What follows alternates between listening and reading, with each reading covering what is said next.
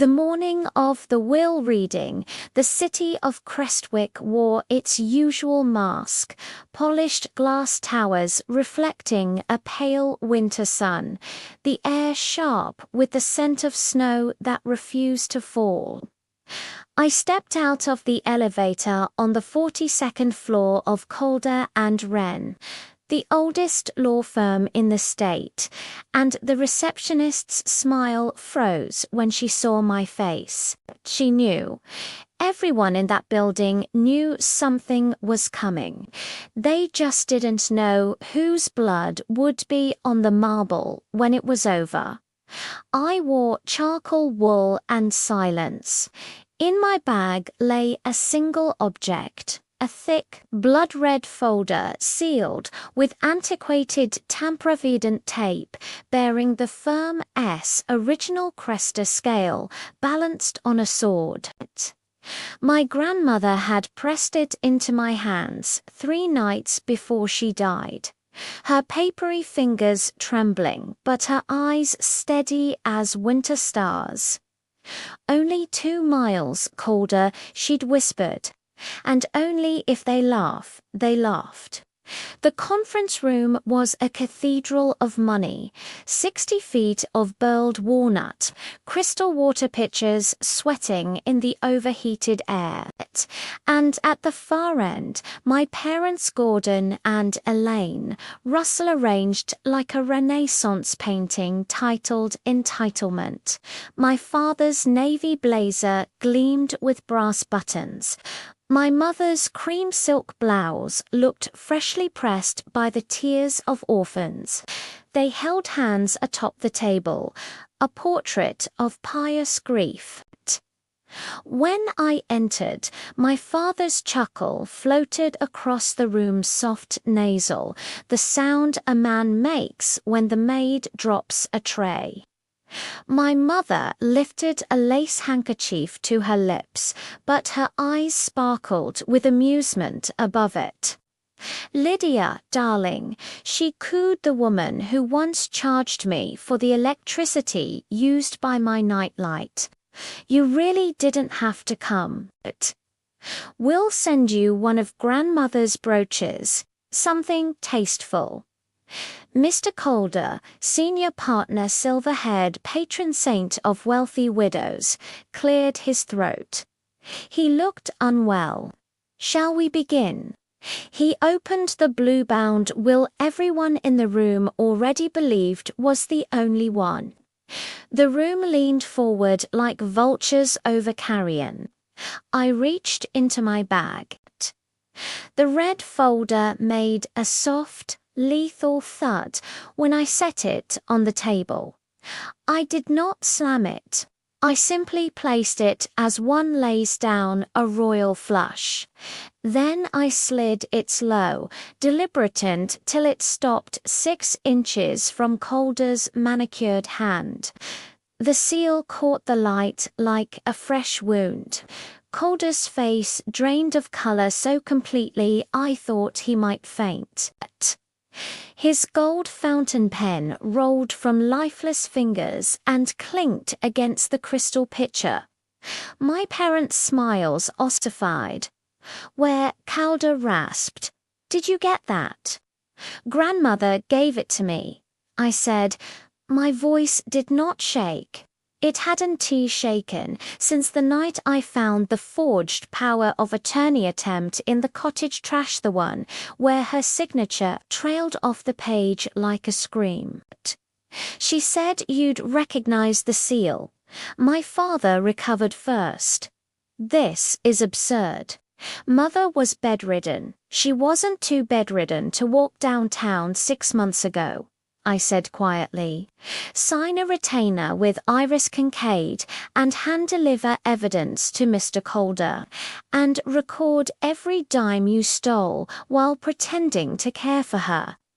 Calder's hand hovered over the folder as though it might explode. "This seal," he said, voice barely above a whisper, "hasn't he been used since 1973.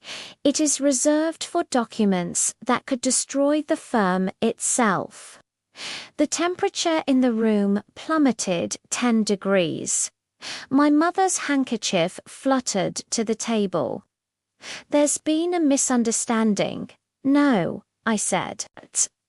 "There's been embezzlement, forgery, identity theft, elder abuse, and my personal favorite tempted fraud on a federal credit union using my social security number while I was sending you Valentine Day flowers.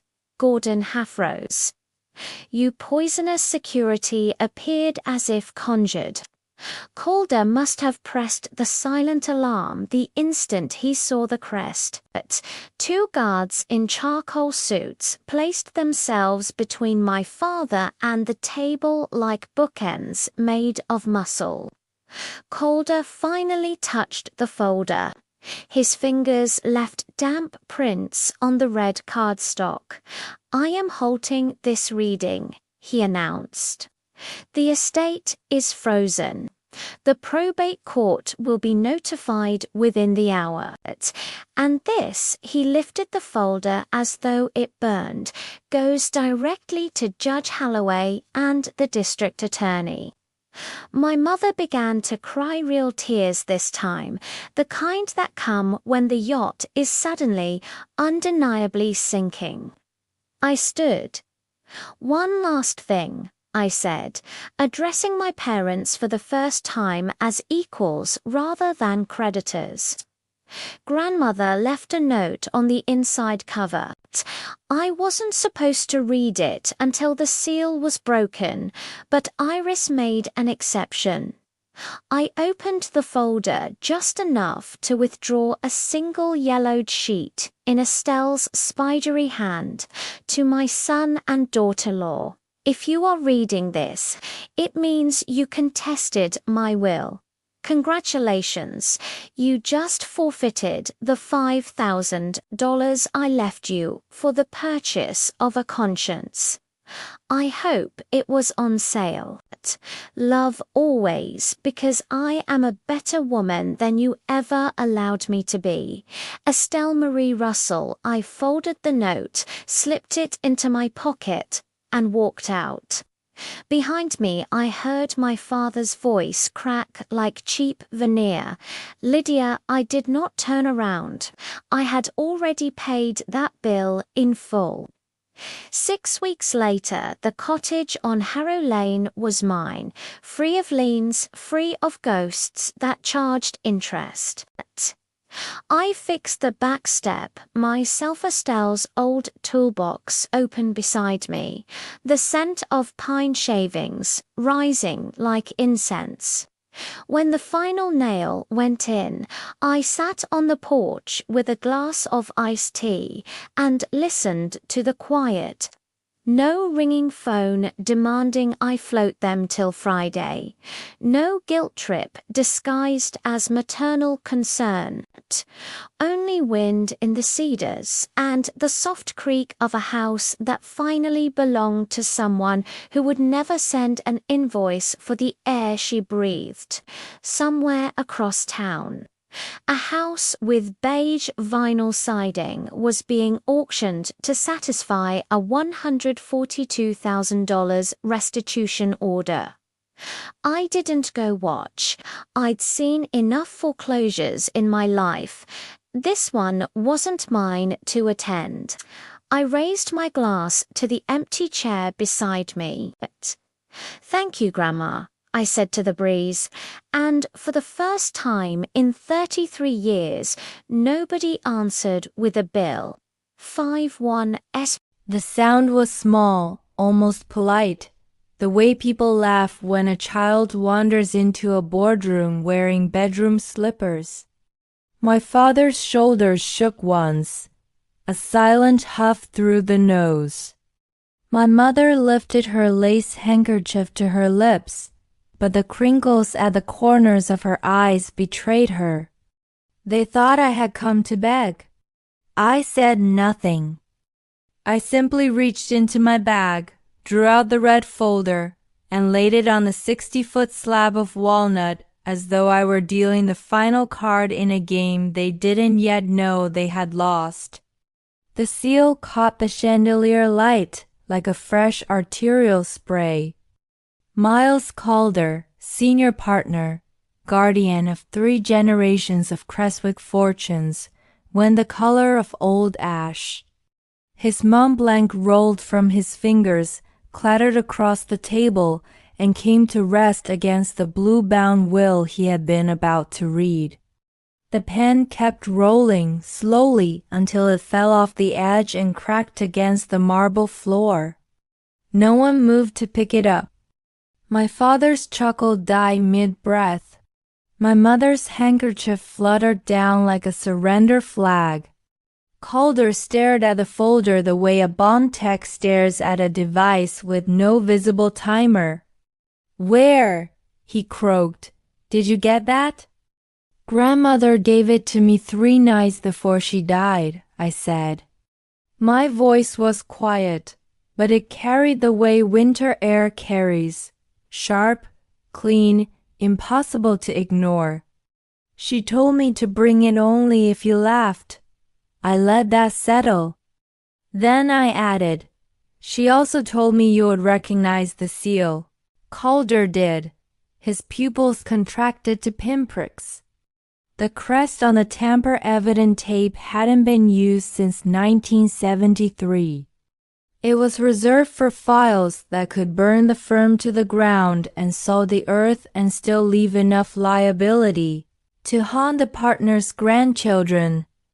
Estelle Russell, bedridden widow with garden-stained hands, had walked into this very building 6 months earlier, demanded to see Calder alone, and left him holding a live grenade with instructions to pull the pin after her funeral. My father recovered first. He always did.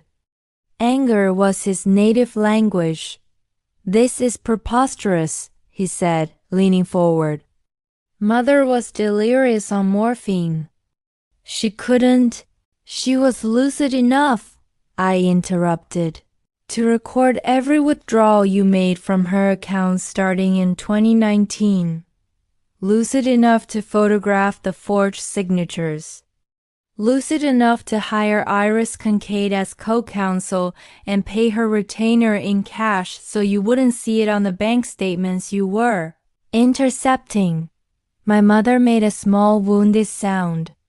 "Lydia, sweetheart, we were only trying to steal her blind while pretending to spoon-feed her jello?" I finished. "Yes, I know. I have the texts." Calder's hand finally descended on the folder. His fingers left damp prints. "I am suspending this reading," he announced, voice trembling with something between terror and reverence. "The estate is frozen effective immediately. Security." The side doors opened before he finished. 2 guards in charcoal suits stepped in, hands resting lightly on belts. They had been waiting in the corridor the entire time. My father surged to his feet. "You can't." "I can," Calder snapped, clutching the folder to his chest like a hymnal. "And I must." That seal invokes Protocol 7. The firm is ethically and legally required to halt all proceedings and deliver the contents unopened to the probate judge, and if warranted, the district attorney. He turned to me. For the first time in my life, Miles Calder looked small. "Miss Russell," he said, "you have no idea what you've just done." "I know exactly what I've done," I replied. "I've stopped paying interest on a debt that was never mine." I turned to leave. My mother actually lunged, across the table, silk blouse straining, manicured talons reaching for the sleeve of my coat. "Lydia, please. We're family." I looked down at her hand. The diamonds on her fingers had been bought with my grandmother's pension checks. The manicure had been paid for with the home equity line Gordon drew the week Estelle broke her hip. I stepped back away. The nearest guard caught her wrist mid-air. "Ma'am," he said politely, "you're going to want to sit down." She collapsed into her chair, sobbing theatrically. My father stood rigid, face cycling through rage, confusion, and the first pale hints of fear. Calder was already moving toward the door, red folder pressed to his heart. He paused beside me. "Your grandmother," he said quietly, "was the most terrifying woman I ever met." "She still is," I answered. And I walked out. The hallway smelled of lemon polish and panic. I did not run. I walked the way people walk out of burning buildings, steady, breathing shallow, knowing that if you trip you die. Behind me I heard my father shouting my name, the sound warping as the doors closed. It sounded like a man calling from the bottom of a well he had dug himself. I took the elevator alone. 42 floors is a long descent when you are carrying 33 years of someone else's greed on your back and finally setting it down.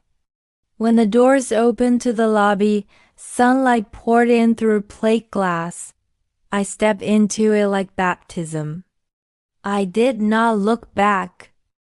The cottage on Harrow Lane smells of lemon oil, fresh paint, and tomato vines heavy with summer. I replaced the back step the first week. I sanded it by hand, the way Estelle taught me. Slow strokes, feel the grain, never force it. When the wood was butter smooth, I stained it cedar red, the exact shade of that folder. The house is mine now, free and clear. The trust paid off the fraudulent lien, settled the restitution order, and still left enough to restore every warped floorboard and sagging porch joist. I kept only what smelled like her. The scarred kitchen table where she taught me fractions on, the rocking chair that creaks in perfect 3/4 time, the dented kettle that still sings in the same off-key E flat. Everything else, the beige vinyl-sided house in town, the brass button blazer, the sunroom that was never built, went to auction. I didn't attend the auction. I was here, planting peppermint along the walk the way she used to, so the scent rises when you brush past. Sometimes, late at night, I sit on the porch with a glass of tea and the red folder. It is empty now.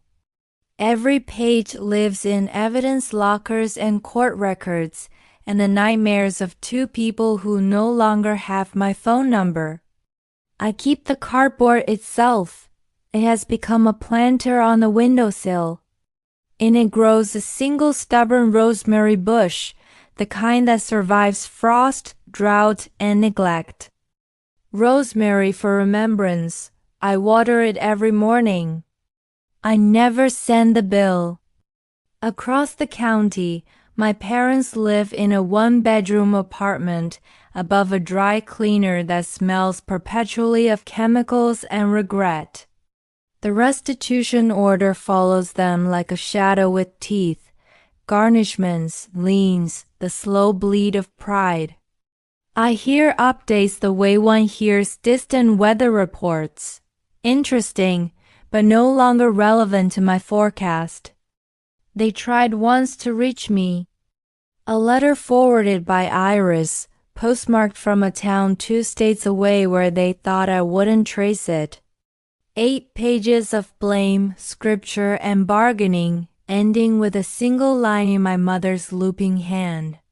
"You've made your point. Can we be a family again?" I read it once on the porch, rosemary brushing my bare feet. Then I fed it to the fire pit where I burned brush in autumn. The paper curled, blackened, and rose as ash. I watched until the last ember died. Family, I have learned, is not a debt you inherit at birth. It is a gift freely given, or it is nothing at all. Estelle gave me the only family I need, a house that never asked me to pay for the light I ride by, a woman who taught me that competence is the only apology worth making, and a single red folder that proved love can be fiercer than greed. I keep the folder on the mantel now, rosemary spilling over its edges like green laughter. Some nights, when the wind moves through the cedars the way it did when I was 12 and heartbroken over a 20-minute lecture about hot water usage, I swear I smell peppermint and pine shavings. I raise my glass to the dark. "Thank you, Grandma," I whisper. And the wind answers in her voice, dry and amused and absolutely unafraid. "Child, you never owed them a thing." They laughed. It was the same laugh I had heard my entire life, refined over decades into something almost musical. My father's version was a soft nasal huff that started in his sinuses and ended in a shoulder twitch, the sound a man makes when the waiter brings the wrong wine list and he's already decided the vintage isn't worth the markup. My mother's was lighter, a silvery tinkle behind her lace handkerchief, the laugh of a woman who had once told a 10-year-old me that the electricity bill had gone up because I left the bathroom light on for 4 extra minutes. Together their laughter braided across the 60-foot walnut table like expensive perfume, familiar, cloying, and impossible to escape. Until today, I let the sound settle into the crystal water goblets, let it vibrate against the coffer's ceiling 42 floors above Crestwick's winter streets. Then I reached into my bag. The red folder came out slowly. I had rehearsed the motion 100 times in my apartment mirror. No flourish, no drama, just the calm inevitability of a guillotine. The cardstock was thick, almost plush, the color of arterial blood left too long in a porcelain bowl. The tamper-evident tape across the flap gleamed like wet rubies. Embedded in the adhesive was the old Calder and Wren crest, a blindfolded justice balancing scales on the blade of a downward-pointing sword, a seal the firm had retired the year I was born. In the center, written in Estelle's trembling but unmistakable hand, were the words, "For Miles Calder's eyes only." I laid it on the table. The sound it made was not loud, just a muted, intimate thud, like a heart being placed on a scale.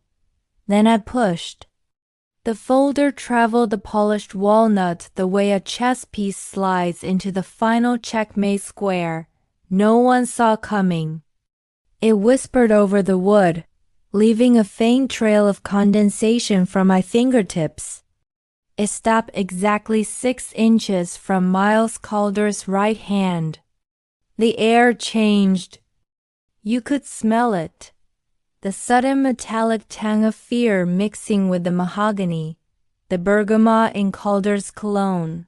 The ghost of my mother's joy perfume that cost more per ounce than Estelle's monthly pension. Somewhere in the recess lighting a bulb flickered, just once, as though the building itself had gasped. Miles Calder, 67 years old, wearer of bespoke 3-piece suits and keeper of Crestwick's oldest secrets, looked like a man who had just watched his own tombstone roll across the table toward him. The blood left his face in a single visible wave, leaving his skin the color of the parchment deeds in his vault. His left eye developed a tremor. The gold fountain pen in his manicured fingers, 18-karat nib, monogrammed MC, slipped, rolled, clinked against the rim of a baccarat glass, and fell. It hit the Italian marble floor with a sound like a spent cartridge casing. My father's laugh strangled itself mid-huff. My mother's handkerchief drifted from her fingers and landed on the table like a white flag, soaked in Chanel No. 5. Calder stared at the folder the way medieval scholars once stared at books chained to lecterns, terrified that knowledge itself might bite. "Where?" he whispered, voice cracking like old ice. "Did you get that?" I let the silence stretch until it hurt. "Grandmother walked into this building 6 months ago," I said. She wore her green garden coat with the soil stains on the cuffs, the one you once told her was inappropriate for downtown.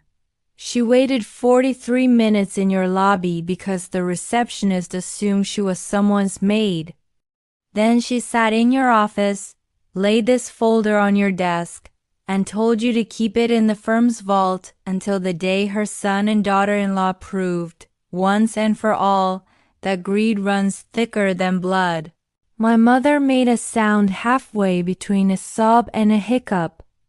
Her mascara, advertised as waterproof, began its slow black migration down cheeks that had never known a day of real sun. My father tried bluster first. "This is obscene." Mother was on morphine. She hallucinated. She was on 2 milligrams of Ativan and sharp enough to beat you at gin rummy the week before she died, I said. She was also sharp enough to photograph every bank statement you helped her misplace, every forged check, every wire transfer to Russell Home Solutions LLC, the company you incorporated the same week you told the hospital nurses your mother had early dementia. I turned to Calder. She recorded the mileage on her car the day you drove her to the title company to sign a new deed you claimed was just a refinance to fix the roof. The roof, by the way, still leaks exactly where it did in 2011. I checked yesterday. Moss thicker than shag carpet. Calder's hand finally landed on the folder. His palm left a perfect damp print.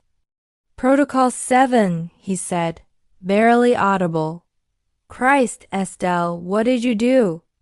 He looked up at the ceiling as though expecting the chandelier to fall. Then he pressed something beneath the table. A soft click. The side doors opened without a sound. 2 security officers stepped in. Not the usual rent-a-cops. These were ex-military, shoulders filling their charcoal suits like armor plating, earpieces glinting. One carried leather gloves. The other carried the expression of a man who had removed difficult heirs from this very room before. My father stood so fast his chair rolled backward and struck the credenza with a bang that rattled the Waterford. "You cannot intimidate us. I am the executor." "You were," Calder corrected, voice suddenly steel. "As of 30 seconds ago, you are a person of interest in a multi-count elder abuse investigation. Sit down, Gordon, or these gentlemen will help you." Gordon sat. The chair creaked like it resented him. My mother tried the tears next, real ones this time, the kind that come when the private jet is suddenly undeniably grounded. She reached across the table, diamonds flashing under the chandelier like distress signals. "Lydia, darling, we can fix this. We'll pay it back." You already spent it," I said. Caribbean cruise listed as lumber. Louis Vuitton trunk listed as roofing materials. The sunroom extension. That exists only in permit applications and a contractor's very confused voicemail. I still have. Calder lifted the folder as though it were radioactive. This meeting is adjourned. The estate is frozen.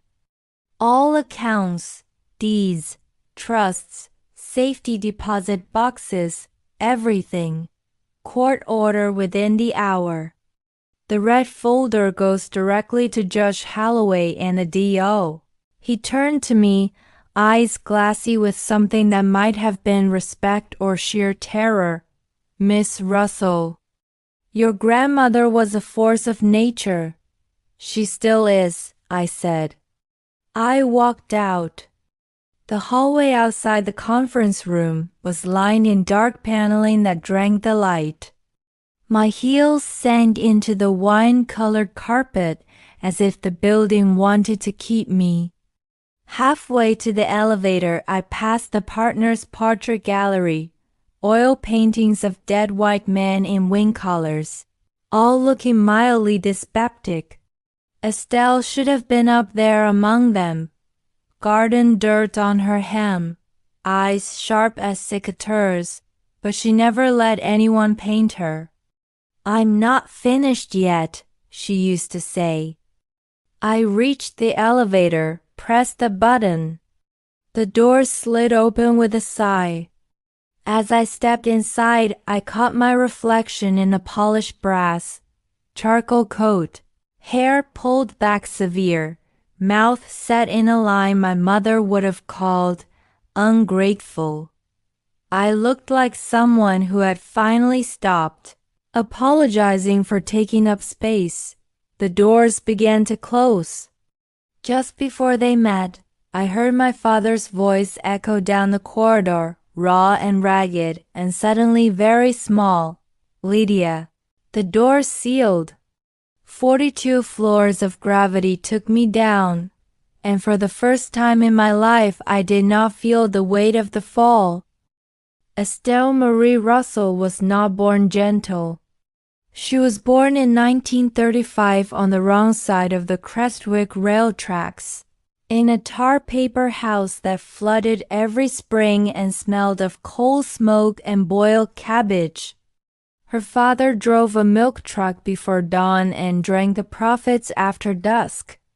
Her mother took in laundry until her hands cracked and bled, then took in men when the laundry money ran out. By the time Estelle was 10, she had learned 3 unbreakable truths. Nothing is free. Men will promise you the moon if you let them hold the ladder. Numbers never lie. People do. She kept a marble composition book under her mattress and wrote down every penny that came into the house and every penny nails. Milk bottles returned for deposit, the occasional quarter her father didn't find in her shoe. When she was 12, she discovered that if she walked the tracks at dawn, she could collect fallen coal the trains shook loose. She sold it by the bucket to neighbors too proud to accept charity. By 14, she had saved enough to buy her mother a second-hand wringer washer and herself a pair of boys' boots 2 sizes too big so her feet would still fit when she grew. At 16, she was valedictorian of a graduating class of 11. The principal, drunk on his own importance, told her college was wasted on girls who would only get married. She looked him dead in the eye and said, "Then I suppose I'll just have to waste it better than anyone else." She paid for her first semester at the State Teachers College by waiting tables at the truck stop on Highway 41, wearing the boots she'd outgrown, and a year earlier because they were still the only shoes she owned. She studied at night under a single gooseneck lamp, eating saltines with ketchup for supper. In her sophomore year, she met Thomas Russell, quiet, broad-shouldered, hands already scarred from carpentry. He watched her balance the diner's books in the margin of her history notes and asked if numbers ever talked back. She told him only when they were lying. He laughed the way honest men do, short, surprised, real, and asked her to marry him 6 months later. They built a cedar shingle cottage on Harrow Lane with their own hands and a $4,000 via loan. Thomas cut the timber. Estelle drove every nail. She kept the books in a green ledger that never left the kitchen drawer. When Thomas died of a burst appendix in 1971, no insurance, hospital bills like ransom notes. She paid the funeral costs by selling the '58 Chevrolet he loved more than church. Then she sat on the porch steps, 36 years old, widowed, pregnant with Gordon, and made herself a promise out loud. This house will never be taken from my children because I was too soft to count. She became the county's most feared bookkeeper. Farmers who couldn't read their own ledgers brought her coffee cans full of receipts. Widows who'd been told not to worry your pretty head left her office with their dead husbands' pensions intact and the bankers sweating. She wore men's flannel shirts and kept a .38 revolver in the flour tin, not because she was afraid, but because she refused to ever again be defenseless. When Gordon was born, she held him exactly once in the delivery room, looked into his red, scrunched face, and felt nothing but terror. Terror that she would love him too much to teach him the cost of things. Terror that she would teach him so well he would grow up cold. She tried to find the middle. She failed. Gordon learned early that tears worked on his mother the way they never worked on bill collectors. By 8, he could produce them on cue. By 12, he understood that guilt was a currency stronger than cash. Estelle watched her gentle-eyed boy turn into a boy who weighed people the way she weighed produce, looking for soft spots. She blamed herself. She also never stopped trying to fix it. She paid for his braces, his private school blazer, his first car used, but still more than she could afford. Every check she wrote felt like bailing a leaky boat with a teaspoon. When he married Elaine, pretty, charming Elaine who spoke in soft southern vowels and spent money the way other people breathed, Estelle felt the boat take on water faster. She warned them both. Money is a tool, not a personality. They smiled the way people smile at hurricane warnings when the sun is shining. In 1998, after Gordon's third failed business and second bankruptcy, Estelle made him sign a promissory note for the $40,000 she lent him to keep the utilities on. He cried in her kitchen, called her heartless. She slid the note across the way and said, "Heartless keeps the lights on, son." He never forgave her for being right. The first time she caught him borrowing from her purse, she was 78. She said nothing, just started locking her bedroom door. The second time she found her checkbook missing 3 blanks. She drove herself to the bank, closed the account, and opened a new one without his name on it. When he raged that she didn't trust him, she looked at him for a long moment and said, "I trust math, Gordon. Math says you're a liability." She never raised her voice. She didn't need to. Silence, in Estelle's hands, was a scalpel. By the time her body began to fail, hips like cracked pottery, hands that shook when she poured tea, she had already written the red folder. She wrote it at the kitchen table long after midnight, under the same gooseneck lamp she'd used in college, wearing the same green garden coat with the soil-stained cuffs. Page after page, dates, amounts, forged signatures, text message screenshots printed at the library because she refused to own a smartphone. She notarized affidavits, hired Iris Kincaid in secret, paid in cash from the floor safe, whose combination only she and I ever knew. And she waited. She waited through the months they hovered at her bedside like well-dressed vultures, bringing casseroles for the nurses and questions about timelines for the doctors. She waited while they told the neighbors she was losing her faculties. She waited while they practiced their grieving faces in her hallway mirror. She waited until the night her heart stuttered and the morphine finally dulled the edges, and then she called me to the hospital with a voice like dry leaves scraping pavement. "Check the books," she rasped. I checked. And when I came back white-faced, shaking, furious, she pressed the red folder into my hands and made me swear on Thomas's memory that I would not open it until they laughed. "They will laugh, Lydia," she said, eyes burning in her skull face. "Because they still think tears are currency and love is a line of credit. Let them spend it all." Then hand called her the receipt. She died 3 nights later, slipping away while Gordon was on the phone in the hallway asking the night nurse if the old girl had signed anything new. At the funeral, he wept louder than anyone. Elaine's black veil was couture. I stood at the back in the same charcoal coat I wore to the will reading. Red folder locked in my car trunk under emergency blankets and a spare tire. I did not cry. I was saving my tears for the day the interest finally came due. And when 6 months later, they laughed in that cathedral of money 42 floors above the city, I heard Estelle's voice as clearly as if she stood beside me in her garden coat and stolen boy's boots. "Now, child, show them what gentle really looks like when it's finished being polite." So I did.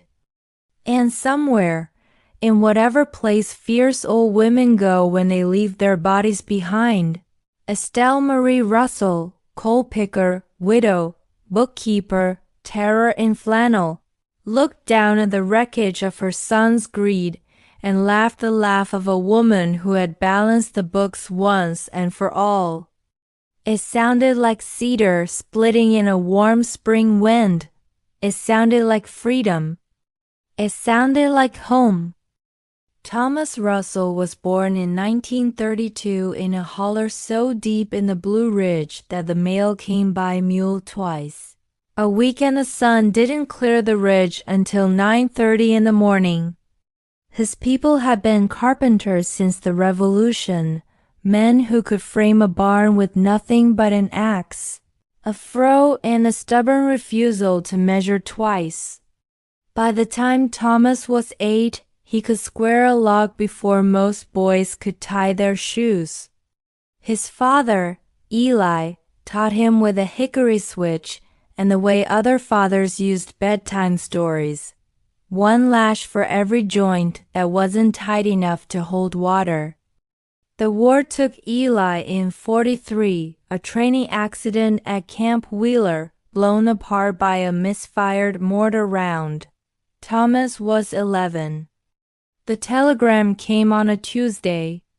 By Friday, he had quit school and was swinging a broadaxe beside grown men, building cantonments for soldiers who would never know his name. He grew tall and quiet, shoulders like oak beams, hands that never quite lost the half-moon scars from swinging steel into green wood all day. When the war ended, he drifted south on freight trains, chasing work. He could smell good timber from the boxcar door. In Crestwick, he hired on with a crew raising tobacco barns. The foreman tried to cheat him out of 2 weeks' pay. Thomas simply took the man's best crosscut saw, walked into the woods, and didn't come back until the foreman paid him every cent plus the price of the saw. Word spread. The quiet mountain boy didn't talk much, but he kept his own accounts.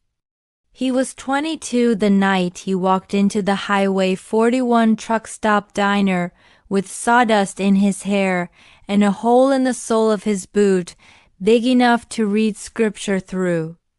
Estelle was balancing the till, pencil behind her ear, adding columns faster than the cash register could spit tape. Thomas watched her for 10 full minutes without speaking. Finally, he laid a nickel on the counter for a cup of coffee he never drank and said, "Ma'am, do numbers ever talk back to you?" She looked up, ready to cut him down to size, and met eyes the color of creek water over shale, clear, depthless, and older than his years. Something in her chest shifted the way good timber shifts when the last wedge goes in clean. They courted in the only way two people allergic to waste could manage. Sunday dinners on the porch of whichever boarding house he was living in. Her bringing cornbread and a ledger, him bringing a new shelf he'd built for her landlady in exchange for the meal. He never brought flowers, too expensive, too quick to die. Instead, he brought useful things, a dovetailed chisel box, a cedar bucket that didn't leak, a rocking chair with rockers playing so perfectly it moved like breath. When he asked her to marry him, he didn't go down on one knee. He stood in the doorway of the diner at closing time, holding a small walnut ring box he'd carved himself. Inside was no diamond. Diamonds were for people who didn't understand permanence. Instead lay a plain gold band he bought with the proceeds of a single walnut log he'd saved for 3 years. He said only, "I reckon we could build something that lasts, if you're willing to swing a hammer beside me." She said yes before he finished the sentence. They bought the 10 acres on Harrow Lane for $800 and a promise to clear the title debt in 5 years. Thomas cut every stick of timber for the cottage himself. Cedar from the back ridge because it laughed at rot. Oak for the floors because it wore like iron. Heart pine for the doors because it smelled like church when the sun warmed it. Estelle cooked on a camp stove and kept the books by kerosene lamp while he worked from false dawn to starlight. When the framers raised the ridge beam, the neighbors came to help, not out of charity, but because no one had ever seen a man hand you a 40-foot timber straight enough to sight down like a rifle barrel. Thomas built things to outlast him by centuries. He dovetailed every joint, pegged every mortise with black locust harder than steel, scarfed the ridge boards so cleanly you couldn't slip a playing card between the pieces. He told Estelle once, voice low the way it got when he was talking about important things, "A house ought to be embarrassed if it can't stand 100 years without whining for new shingles."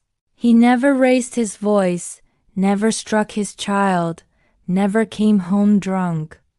But he carried the mountain stillness in him like a second skeleton. When Gordon cried over a scraped knee, Thomas didn't say, "Big boys don't cry." He simply picked the boy up, carried him to the workshop, and let him hammer nails into a scrap of pine until the tears stopped and the pride started. He believed tears were useless unless they watered something that grew. The only time Estelle ever saw him cry was the night Gordon, age 15, totaled the family pickup drag racing on River Road. Thomas stood in the hospital parking lot under a sodium light, staring at the twisted fender the tow truck had dropped like a dead thing, and wept without sound, not for the truck, but for the boy who thought speed could outrun consequences. Estelle held him the way you hold a tree that's just been struck by lightning. Steady, knowing the damage is already done, but refusing to let it fall. He was 40 when the appendix burst. No warning, just sudden fire in his gut while he was planing a door on the sawhorses. By the time Estelle got him to the county hospital, the peritonitis had set in. Penicillin was still rationed for veterans. Civilians waited. He died at night on a gurney in the hallway, her hand in his calloused one, while orderlies stepped over them to reach men with nicer insurance. His last words to her were typical Thomas, practical, gentle, and infuriatingly calm. "Finish the porch rail, Estelle. I cut the balusters too short on the left side. You'll need to splice 'em." Then he smiled the small private smile he saved only for her and was gone. They buried him on the ridge above the cottage where the cedar grows thick. Estelle carved the headstone herself with his own chisels. Thomas Eli Russell, 1932 to 1971.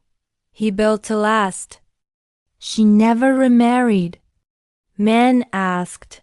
Widows with land were rare as honest bankers, but she told them she'd already had the best and saw no reason to accept a downgrade.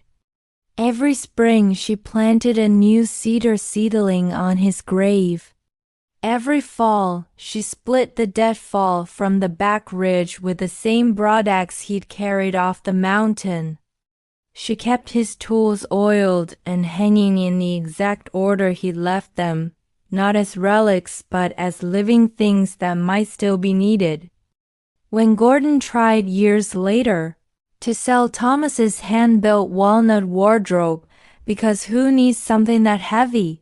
Estelle met him at the door with the .38 from the flour tin and said, "Over my dead body." Gordon backed down. He always did when he remembered whose blood actually ran in his veins. Thomas never appeared to me in dreams the way some grandfathers do. But sometimes, when I'm planing a board in the workshop he built, the shavings curl off the blade in perfect translucent ribbons, and the air smells suddenly of cedar and coffee and the particular tobacco he rolled himself. I'll look up, half expecting to see him leaning in the doorway, thumbs hooked in his suspenders, watching to make sure I keep the plane at the right angle. He never speaks. He doesn't need to. The wood remembers for him. And every time I drive a peg home flush or feel a joint close so tight light can't slip through, I hear the mountain boy who loved a fierce girl with a pencil behind her ear whispering across 50 years, "Build it to last. Lydia, build it to last." It was the same laugh I had carried inside my ribcage for 33 years, a laugh that had taught me, long before I understood words, that my existence was a line item on someone else's balance sheet. My father's version was a soft, patronizing exhale through the nose, the sound of a man who once told a sobbing 8-year-old that the price of a single Band-Aid would be deducted from her birthday money. My mother's was lighter, a crystalline tinkle behind her lace handkerchief, the laugh she used when I came home with a college acceptance letter and she asked, voice dripping honey, who exactly I thought was going to pay for it. The sound braided across the walnut table and wrapped around my throat like it always had. Only this time I didn't flinch, because I knew what was coming. I reached into my bag. My hand did not shake. It hadn't shaken since the night Estelle died, when she pressed the red folder into my chest with both trembling hands and whispered, "Don't cry yet, baby. Save it for when they laugh." So I saved it, I laid the folder down the way you lay a child into a coffin, gently, reverently, and with absolute finality. The seal caught the chandelier light and bled crimson across the table like a fresh wound that had been waiting decades to open. Miles Calder made a sound I will never forget, half gasp, half prayer. His pen fell and shattered on the marble, the ink spreading in a black star. My father's laugh strangled itself mid-note. My mother's handkerchief slipped from her fingers and floated to the table like a white flag soaked in 30 years of my tears. I looked at them, really looked, for the first time since I was 5 years old, and realized love in that house came with interest rates. And I let myself feel it all. The little girl who used to hide in the pantry eating saltines so they wouldn't see her hungry. The teenager who worked 3 jobs so she wouldn't have to hear her father sigh about the electric bill. The woman who sent money every month for a roof that was never fixed. For a mother who called collect from a cruise ship and cried that I was abandoning her. I felt every single unpaid debt they had ever tried to carve into my bones. And then I let it go. Grandma knew you laugh, I said, and my voice cracked open like a seed finally splitting after years underground. She told me the night she died. She held my face. Her hands were so cold, Mom. Did you ever notice how cold her hands got? And she said, they'll laugh because they still think I'm the helpless old woman they practice crying over.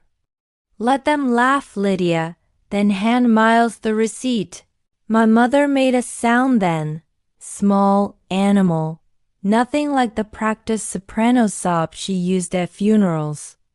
My father's face folded in on itself, the way handsome men do when they finally understand the bill has come due and there is no one left to forward it to. I looked at Calder. Open it. He didn't want to. I saw it in the way his hands shook, the way he looked at that folder like it contained the ashes of every promise he'd ever made to widows and orphans. But he did.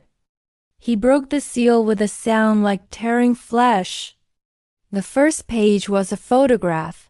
Estelle at 91, sitting up in her hospital bed, eyes blazing, holding a hand-lettered sign that read, "To my son and daughter-in-law, I was never yours to bleed." Underneath, in her spidery furious handwriting, "I spent 50 years trying to love the emptiness out of you. I failed. This is what love looks like when it stops apologizing." Calder's voice broke as he read the next page aloud, the one addressed to me. "To my Lydia, the only child I ever truly raised, you were never the debt. You were the interest I finally collected.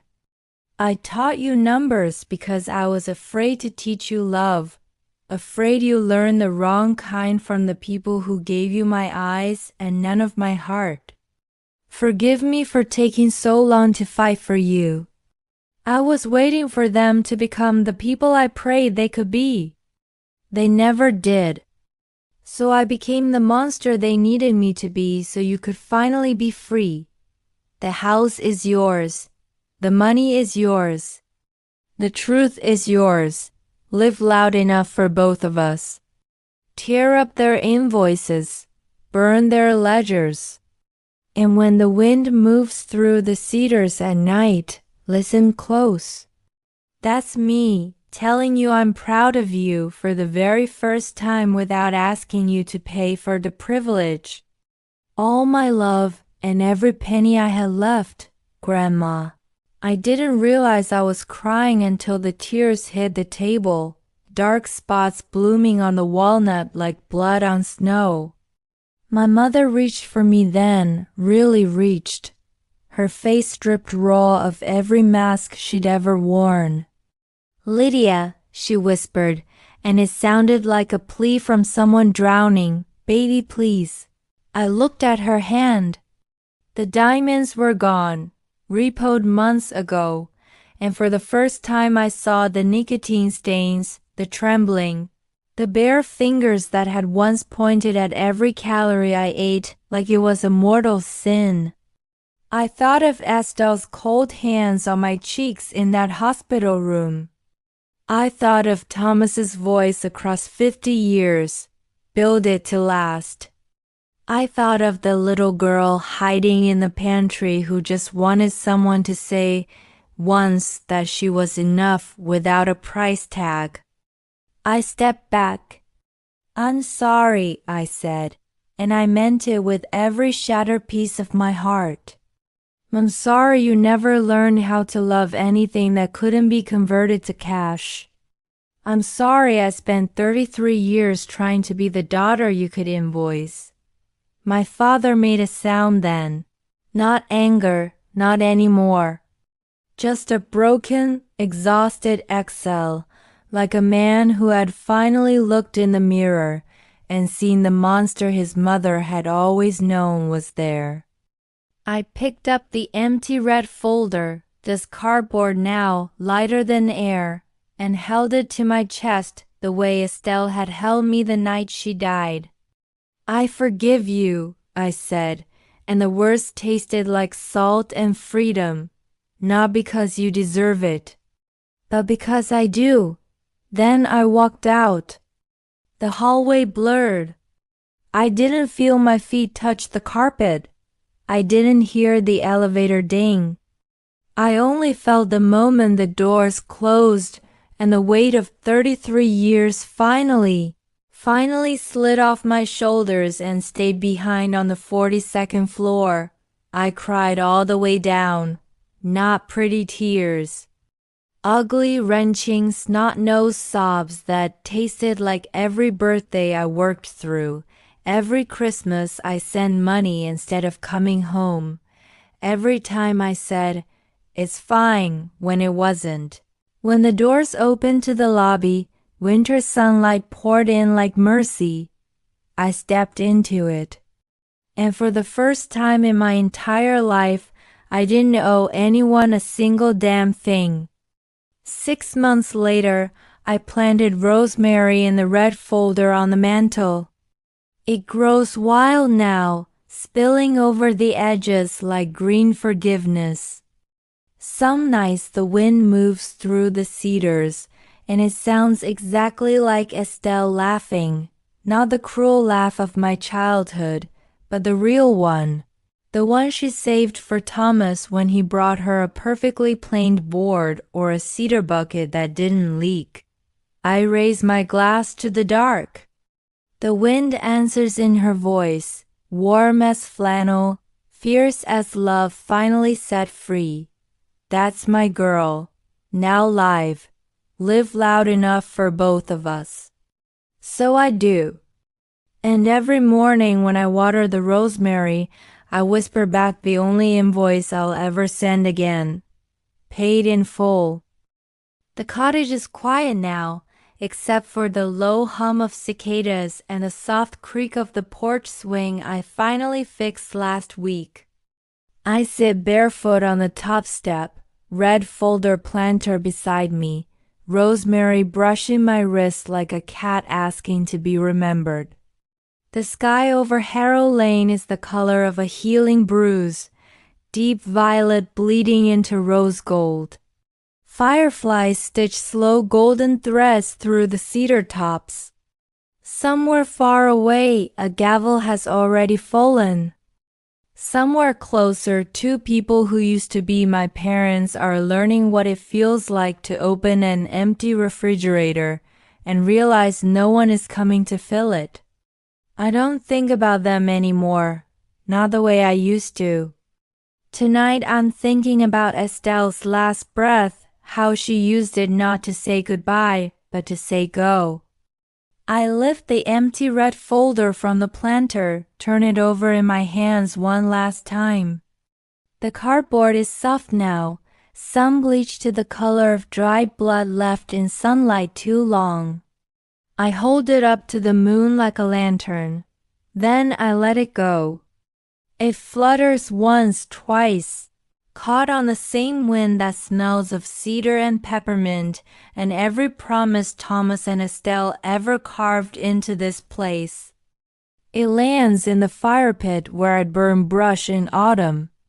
I strike a single match. The flame kisses the corner, hesitant at first, like it knows what this folder once carried. Then it remembers it's only cardboard now and it roars. The fire climbs high and bright, painting the porch in dancing orange. Shadows leap across the cedar shingles like children finally allowed to play after curfew. I watch every ghost burn, the invoices, the guilt. The little girl who used to count pennies under the kitchen table so she could buy her own milk. All of it curls, blackens, lifts into the night sky in sparks that look exactly like laughter finally set free. When the last ember dies, I stand up, brush the ash from my hands, and walk inside. The house doesn't creak with judgment anymore. It sings.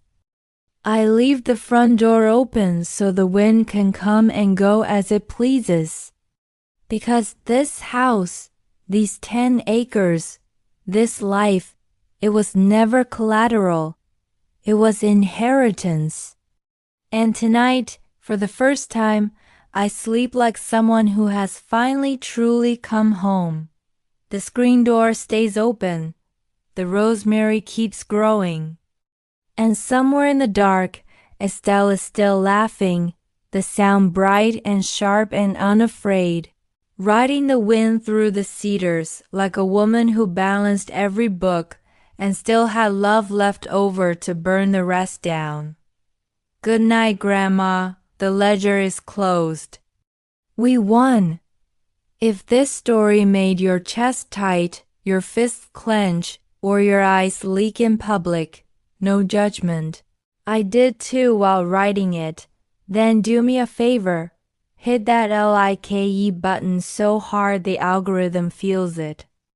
Subscribe for more revenge served cold, love served fierce, and justice that finally comes home to roost.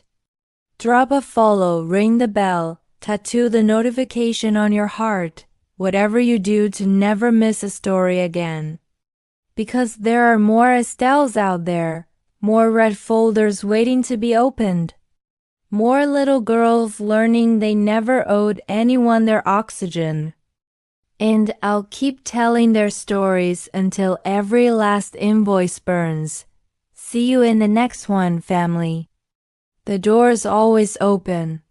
Come on in. The rosemary's blooming,